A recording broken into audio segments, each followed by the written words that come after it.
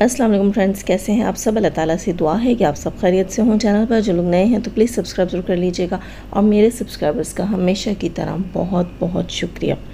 आप सबका वेलकम है जाज़िब ज़िंदगी रिएक्शन में। फ्रेंड्स, सितारा के माँ से रिलेटेड मुझसे बहुत सारे कमेंट्स में और इंस्टाग्राम पे सवाल किए जा रहे थे। पूछा जा रहा था कि सितारा का माँ जो है उसको क्या हुआ है। अच्छा, मेरे साथ ये सिचुएशन हुई कि मेरा कल नेट का बहुत ज़्यादा इशू था, नेट नहीं चल रहा था मेरे पास, और सितारा का जो व्लॉग है वो मैंने आखिरी के 4 मिनट नहीं देखा। और मैं इतनी बिज़ी हूँ आजकल, आप सबको मैंने कई बार बताया है कि बच्चों की छुट्टियाँ चल रही हैं, फैमिली में जो है वो आना जाना वो भी छुट्टियों की वजह से अच्छा खासा चल रहा है, जिसकी वजह से टाइम नहीं मिलता। हो सकता है, मुझे पता नहीं चला, पता नहीं कैसे आखिरी 4 मिनट आई थिंक नेट नहीं चल रहा था और उसको काफ़ी देर चलाने की कोशिश के बाद मैंने छोड़ दिया था। फिर मैं उठ के किसी काम में बिज़ी हो गई, तो सितारा के व्लॉग का जो एंड है वो मैंने नहीं देखा 4 मिनट का। अच्छा, मुझे यही लगा कि माओ के लिए जो लिखा है सितारा ने वो यही लिखा है कि सितारा का माओ जो है वो शुरू में खो गया था, बाद में मिल गया, तो चलो उससे रिलेटेड जो है वो थंबनेल भी है और आगे चीज़ें भी हैं। लेकिन कल जब मुझे इतने सारे मैसेजेस डीएम्स आए उसके बाद मैंने जो है आज दोबारा सितारा का व्लॉग देखा, तो मुझे पता चला कि उसके व्लॉग का एंड का 4 मिनट का जो टाइम है वो व्लॉग उसका मैंने 4 मिनट्स का नहीं देखा। वो मैंने जाके देखा तो उसमें भी वाज़ह तौर पर तो कहीं नहीं लिखा, लेकिन समझ आ गई है कि आई थिंक माओ जो है वो अब सितारा और उसकी फैमिली के साथ नहीं रहा। माओ की आई थिंक डेथ हो चुकी है, माओ मर गया। और बोलते हुए अच्छा नहीं लग रहा क्योंकि सितारा के बच्चे जो है वो माओ के साथ बहुत ज़्यादा अटैच थे। न सिर्फ उसके बच्चे बल्कि वो खुद भी। उन्होंने कल के व्लॉग में जो है, कल के व्लॉग में भी हमने देखा, उससे पहले के व्लॉग में वो लोग तो उसकी बाकायदा शादी की बातें कर रहे थे कि हम एक बिल्ली देखते हैं वापस जाके इस्लामाबाद की तरफ या कराची की तरफ, हम एक बिल्ली देखते हैं और अपने माओ की शादी करवाते हैं। माओ जो है वो बिल्ला था, तो ये कह रहे थे कि हम उसकी शादी करवाते हैं। मुस्तफ़ा बहुत एक्साइटेड था और तैयबा बहुत एक्साइटेड थी इन बातों को लेकर। और उसके अलावा सितारा का भी हमने कल उसके साथ प्यार देखा। कल जो है उसके व्लॉग में हमने देखा कि सुबह में माओ जो है वहीं कश्मीर में रात में इनसे खो गया था। ठीक है, रात के अंधेरे में वो कहीं गया है, खो गया है, ये कहीं घूम रहे होंगे, इन्होंने रूम चेंज किया और वो इनको ढूंढता ढूंढता इनके पुराने रूम की तरफ चला गया। इनको नहीं पता था रात को वहाँ कुत्ते वगैरह, जंगली कुत्ते इकट्ठे हुए हैं। ये लोग बहुत डरते रहे, कह रही हम सारी रात माओ को ढूंढते रहे और सुबह सुबह इनको माओ मिला अपने पिछले रूम के आई थिंक बाहर टेरेस पे बैठा हुआ था क्या। खैर, तो ये था कि उसको फिर ये लोग लेकर आए हैं। वो थोड़ा सा ज़ख्मी भी हुआ था, उसको नहलाया है और उसका मतलब उसको सितारा ने अपने हाथों से नहलाया है और इतने प्यार से उसको नहला रही थी, उसका मुंह मसल रही थी, यानी कि सितारा भी उसके साथ बहुत ज़्यादा अटैच थी। अब आज के ब्लॉग में पता चलेगा कि हुआ क्या माओ को और माओ इनको कब पता चला और कैसे माओ की डेथ हुई। लेकिन ये है कि यार ये चीज़ दुख की बात भी है, इंसान अटैच हो जाता है चीज़ों के साथ। यार मैं खुद इसीलिए पेट्स नहीं पालती कि बहुत ज़्यादा दुख होता है जब, यकीन करें मेरा जो छोटा बेटा उसको मछलियाँ बहुत पसंद हैं और उसने एक्वेरियम रखा हुआ था, उसमें मछलियाँ थी उसकी, और उस एक्वेरियम में एक दिन उसी ने गलती से ज़्यादा खाना, मतलब वो डाल रहा था तो उससे ज़्यादा खाना डल गया उस एक्वेरियम के अंदर और उसकी फ़िशेस जो हैं वो मर गई।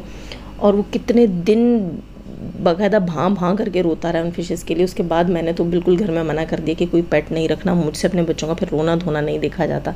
यानी कि इंसान इतना अटैच हो जाता है फैमिली मेम्बर। और फैमिली मेम्बर से याद है, सितारा ने भी अपने सेकंड लास्ट व्लॉग में ये कहा था कि ये अब हमारा फैमिली मेम्बर है। तो एक तरह से उसके अपने घर में दुख का समा है, उसका फैमिली मेम्बर था वो। अब ये वापसी का सफ़र वो इतने दुख और तकलीफ़ से करेंगे क्योंकि सुना है कि वो वापस भी मेरे ख्याल अपने शहर कराची जा रहे हैं। खैर दोस्तों, सुनने में आया हमारे बड़े बुज़ुर्ग कहते हैं कि आपका कोई पालतू जानवर हो तो वो आप पर आई हुई बलाएं जो है वो अपने सर ले लेता है। अक्सर यही सुनने में आता है कि आपके ऊपर कोई नागहानी आफत आ रही हो, कोई परेशानी, कोई दुख आ रहा हो, तो ये बेज़बान जानवर जो होते हैं इन्हें हर चीज़ का मालूम होता है, इन्हें सुनाई देता है, इन्हें दिखाई देता है, तो ये अपने सर ले लेते हैं और ये कहते हैं कि ये आई हुई मुसीबत जो है ये हम पर आ जाए, हमारे मालिक पर ना आए। तो यकीनन सितारा के सबसे कोई बड़ी मुसीबत टली है। अगर इसका माओ इस दुनिया से गया है तो सितारा किसी बड़े ख़तरे में थी और वो ख़तरा माओ के सर गया है। वैसे तो सितारा बहुत देती दिलाती है, अपने बहुत से रिश्तेदारों को राशन देती है महीने का।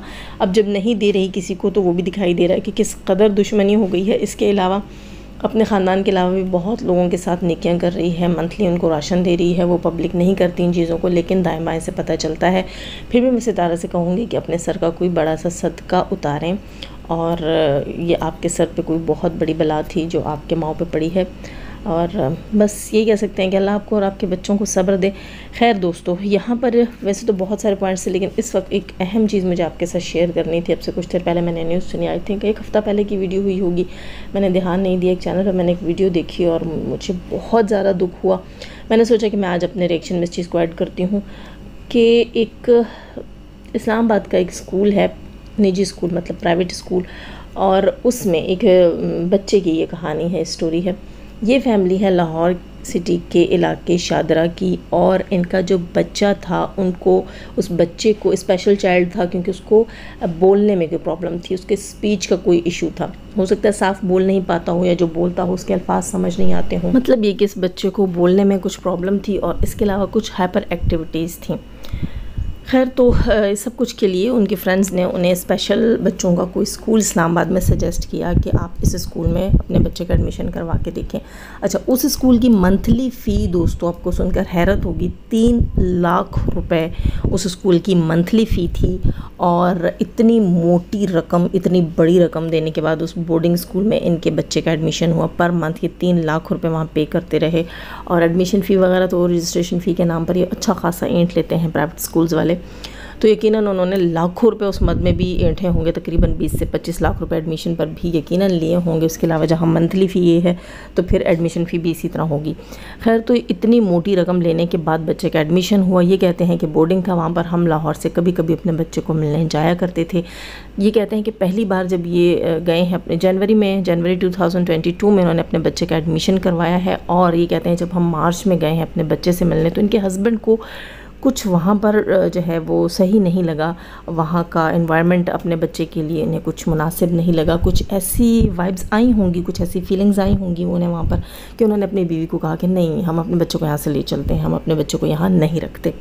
अच्छा, ये इनकी बीवी कहती हैं कि मैंने जो है वहाँ स्कूल के जो मालिक थे या उस इदारे को जो चला रहे थे उनसे मैंने बात की कि मेरे हस्बैंड बच्चों को यहाँ नहीं रखना चाह रहे, और उन्होंने मुझे बहुत समझाया और कन्वेंस किया। तो मैं ये कहती रही कि मैं फ़ी नहीं पे कर पाऊँगी क्योंकि मेरे हस्बैंड ही जब मेरे बच्चों को यहाँ नहीं रखना चाहते तो ज़ाहिर सी बात है फ़ी वो पे करते हैं।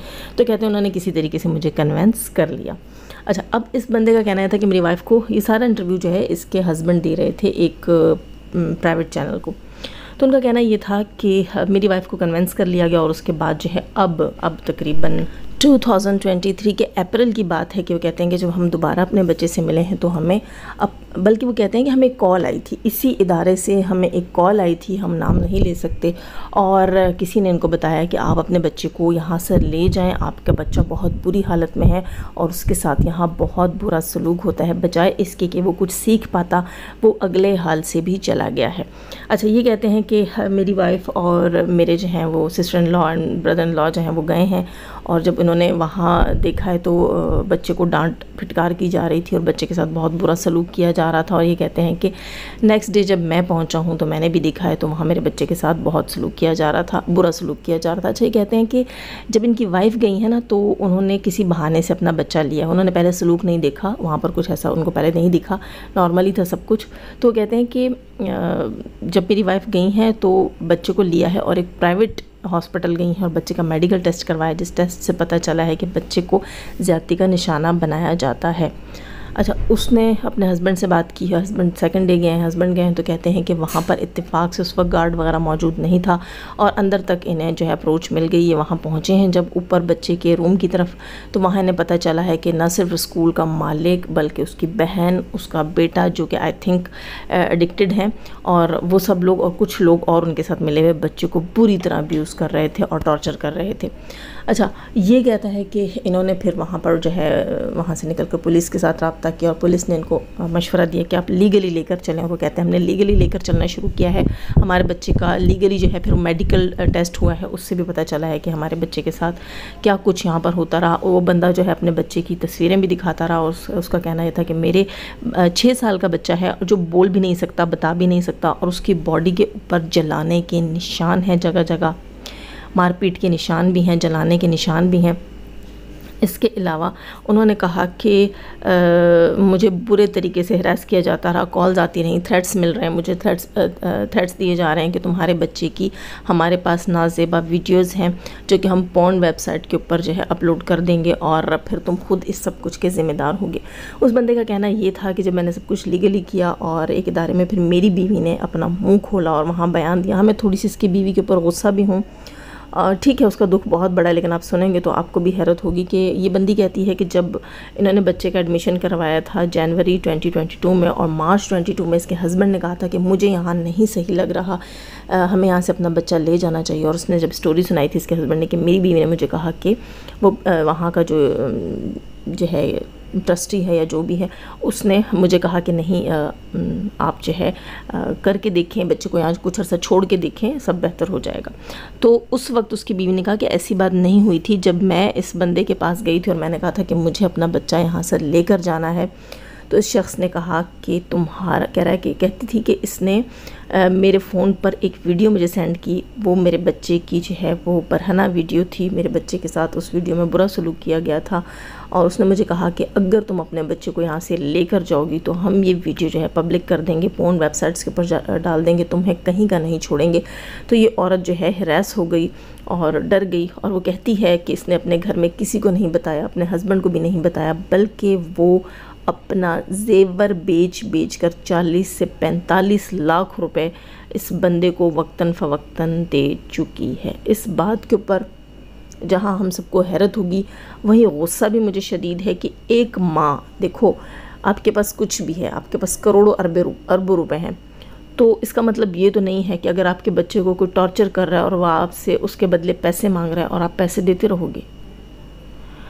अगर किसी के पास पैसे नहीं होंगे तो क्या वो तब आवाज़ उठाएगा कि मैंने अपने बच्चे को यहाँ से लेकर जाना है? आपके पास अगर पैसा था तो आपके पास क्या किस किस्म का पैसा था कि आप अपने बच्चे को वहाँ छोड़कर और पैसे देती रही हैं, जबकि आपने वो वीडियो देख भी ली थी अपनी आंखों से। आपके हस्बैंड को अगर वहाँ से नेगेटिव वाइब्स आ रही थी और उसने तो वीडियो देखी नहीं थी, उसने फील कर लिया कि बच्चों को यहाँ से लेके जाना चाहिए, जबकि आप अपनी आंखों से वीडियो देख चुकी थी और आप उन लोगों को पैसे देती नहीं, ब्लैकमेल होती नहीं। किस खुशी में ब्लैकमेल होती नहीं? वही हकीकत आज जब खुल रही है, आज तकरीबन 1.5 साल बाद ये बात जब खुल रही है, 18 महीने उस शख्स ने कहा कि 18 महीने में वो शख्स कहता है कि मैं सिर्फ फ़ी की मद में, स्कूल फ़ी की मद में 52 यानी 52 लाख रुपीज़ पाकिस्तानी उसको वो पे कर चुका 18 महीने के अंदर अंदर, और बीवी से 40-45 लाख अलहदा, यानी तकरीबन 1 करोड़ के करीब बच्चे के घर वालों से ऐंठा गया है, कुछ ब्लैकमेलिंग में, कुछ फ़ी की मद में। और उसके बावजूद बच्चे को न सिर्फ हिरास किया गया, चाइल्ड अब्यूज़ किया गया, उसकी वीडियोज़ भी बनाते रहे, उसको इतना टॉर्चर किया गया कि वो बोलता तो था ही नहीं, लेकिन उसकी मेंटल हालत पहले से ज़्यादा डिस्टर्ब हो गई। उसका बाप कहता है कि मेरा बच्चा हर रात को जब सोता है हर आधे घंटे में उठ के चीखें मारना शुरू कर देता है, बच्चे का ट्रीटमेंट हो रहा है, मेंटली बच्चा डिस्टर्ब हो गया। ज़ाहिर इतना छोटा सा बच्चा जब अपनी लाइफ में इतनी घिनौनी, इतनी गलीज़, इतनी घटिया चीज़ें देखेगा तो वो तो नफ्सियाती मरीज़ हो ही जाएगा, वो तो ज़हनी मरीज़ हो ही जाएगा, जबकि वो बच्चा पहले भी नॉर्मल नहीं था, बोलने के काबिल नहीं था, उसका दर्द, उसका दुख, उसकी तकलीफ़ उसके अंदर है, वो बयान नहीं कर सकता। इस हिसाब से वो बहुत ही बुरी मेंटली कंडीशन के अंदर है। यहाँ पर इस माँ के ऊपर मुझे बहुत ज़्यादा हैरत है, बहुत ज़्यादा दुख है, बहुत ज़्यादा अफसोस है कि एक माँ जो है वो ऐसी वीडियो देखने के बाद उन लोगों के हाथ में अपना बच्चा छोड़कर अपने घर कैसे आई। और तकरीबन इन्होंने मार्च में सब कुछ देखा था और 1 साल 15 महीने, मज़ीद 15 महीने इस माँ ने अपना बच्चा उनके पास कैसे छोड़ा। मैं तो कहती हूँ ऐसी माँओं को भी सज़ा मिलनी चाहिए ताकि माँओं की भी आंखें खुलें। आज वो अपने हस्बैंड के साथ खड़ी होकर हसास इदारों में सारी चीज़ें बता रही है, तो क्या आज से 15 महीने पहले जब इस शख्स ने उसे ये वीडियो उसके बच्चे का सेंड किया था, तो क्या ये वीडियो अपने हस्बैंड को नहीं दिखा सकती थी कि हमारे बच्चे के साथ ये सब हो रहा है? या वो ख़ुद अपने उस जो है वो स्पेशल चाइल्ड को अपने सर से उतार देना चाहती थी, जो वो सीरियस नहीं थी। मेरी ये बातें बहुत तल्ख लगेंगी उसको, मैं जानती हूँ कि वो बहुत दुख में है, बहुत तकलीफ़ में है, उसका दुख बहुत बड़ा है, लेकिन ये चीज़ मुझे समझ नहीं आई और ये चीज़ मुझे डाइजेस्ट भी नहीं हो रही कि एक माँ, चलो हम कहें ना रिश्तेदारों ने देख लिया, किसी ने देख लिया। लेकिन एक माँ कैसे, मैं तो कहती हूँ एक माँ 15 मिनट 15 सेकंड ऐसी जगह पे अपने बच्चे को नहीं छोड़ सकती जहाँ एक ऐसी वीडियो, क्या था वो आपके बच्चे की वीडियो पोर्न वेबसाइट पर डाल रहा था, आप उसे फ़ी की मद में इतना पैसा देने के बजाय उस पर केस कर सकती थी। दूसरी चीज़, एक एबनॉर्मल बच्चा, एक स्पेशल चाइल्ड, उसको अगर पोर्न पे डाल भी दिया है तो उसमें बच्चे का तो कोई कसूर नहीं है ना। ये तो आप पूरी दुनिया के साथ लड़ सकते हैं कि वो पहली बात तो ये बच्चा, चलो नॉर्मल ही बच्चा ले लो, अगर एक बच्चे को यूज़ किया जाता है और उसकी वीडियो बनाई जाती है, उसे इस किस्म की वेबसाइट्स पर डाला जाता है, तो इसमें बच्चे का कोई कसूर नहीं है, इसमें करने वालों का कसूर है। क्योंकि बच्चे तो नादान होते हैं, ना समझ होते हैं, उनको तो ज़दोकोब करा के, डरा धमका के उनके साथ कुछ भी किया जा सकता है। तो जब एक बच्चा हो ही स्पेशल चाइल्ड, फिर तो वो खिलौना है ना आपके हाथ में, फिर तो आप कुछ भी उसके साथ कर सकते हो। तो इसमें बच्चे का कोई कसूर नहीं है। जैसी वीडियोज़, जैसी वेबसाइट्स के ऊपर वीडियोज़ डाली जाएंगी, इसमें बच्चे का कोई कसूर नहीं था। आपको डरने की ज़रूरत क्या थी? मुझे तो ये चीज़ समझ नहीं आ रही कि आज आपको डर नहीं है कि आपके बच्चे की ऐसी वीडियोज़ जो है ऐसी वेबसाइट्स के ऊपर अपलोड कर दी जाएगी। उस वक्त आपको डर था। क्यों आपको डर था? वो हस्बैंड जो आज आपके साथ कदम के साथ कदम मिलाकर खड़ा है, लेकिन बच्चे को इतना टॉर्चर कर दिया कि अब आपको बच्चे की भी जहनी हालत का इलाज करवाना पड़ रहा है। जो चीज़ें आपके बच्चे ने 3 महीने में फ़ेस की थी, अब वो 18 महीने में फ़ेस कर चुका है। तो जो चीज़ें उसकी 3 साल में ठीक होनी थी, तो क्या उनको ठीक होने में अब 18 साल नहीं लगेंगे? और क्या आप जानती हैं कि आपका बच्चा अब मेंटली जो है वो कभी भी बेहतर हो सकेगा? मुझे बहुत ज़्यादा दुख है। इसके अलावा एक और इंकिशाफ इसके बाप ने किया, इस शख्स ने किया, इस बच्चे के बाप ने, कि जब ये चीज़ें हुई और इसके ऊपर उन्होंने बात की, तो कहते हैं कि एक मदर्स का ग्रुप बना हुआ है इस इदारे में, जो बच्चे हैं उनकी मदर्स का ग्रुप बना हुआ है। तो उसने कहा कि उसमें बहुत सी माएँ आउट ऑफ पाकिस्तान, ठीक है, मुख्तलिफ़ कंट्रीज़, जिसमें कि यूके, कनाडा, कतर, बहरीन का नाम इन्होंने लिया है। उन्होंने कहा बहुत सारी और कंट्रीज़ से यहाँ पर पाकिस्तानी लोगों के बच्चे, ऐसी कंट्रीज़ के अंदर जहाँ जो है इनके स्पेशल बच्चे, उन्होंने इस इदारे में एडमिशन करवाया हुआ है कि चलो हमारे बच्चे सीख लेंगे, पढ़ लेंगे, कुछ कर लेंगे।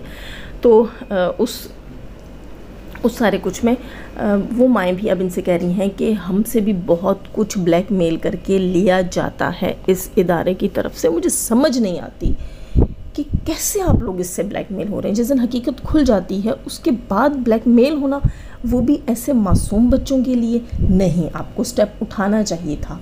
अगर आप लोग उस वक्त स्टेप उठाते तो बहुत से बच्चे बच जाते सब कुछ से। आप लोग क्यों बेयर करते रहे?